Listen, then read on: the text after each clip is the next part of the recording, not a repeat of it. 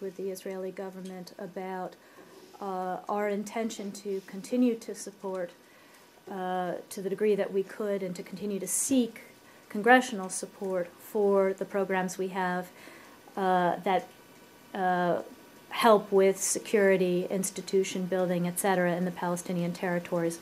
I don't think I'm going to get in any further to our private diplomatic discussions with the Israelis, but the Israelis certainly knew and certainly know that we continue to support this funding and that we were seeking the support of the Congress. Why is it so hard to address that question sort of straight on? I mean, either you ask them, the Israelis, to do it, or not. Why is that so hard? You're asking me to get into aspects of our private diplomatic conversations with another government that are not something that we need to do here. Last question, is there something, do you feel that there is something that would be unseemly had the U.S. government asked the government of Israel to do this, to intervene with another co-equal branch of government?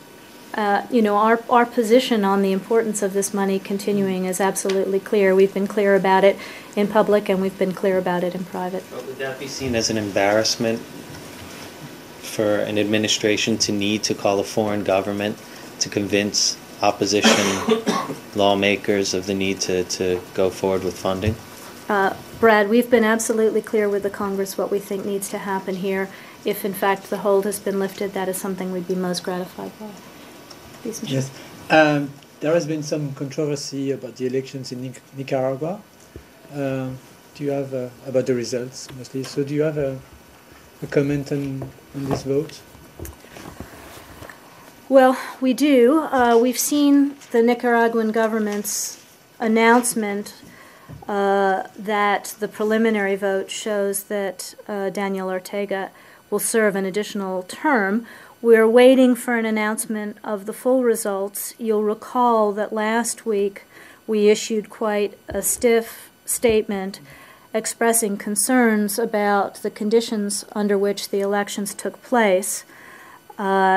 Specifically on October 31st, we called on Nicaraguan authorities to ensure that these elections were free, transparent, and free of intimidation, violence, and harassment. So we are concerned by press reporting that during the elections there were procedural irregularities and there was also intimidation of voters. But I think we will wait to have a formal comment until the election has been certified.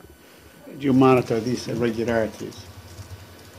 Well, again, as you know, we had wanted to have a broad complement of international monitors, and that was one of the things that was denied. So obviously we work with contacts across Nicaragua and our contacts with NGOs to evaluate things. But we are continuing to assess ourselves, and we're continuing to gather data, which has been, as you say, Saeed, more difficult as a result of the conditions of these elections. So can you be sure of the veracity of these reports about the irregularities?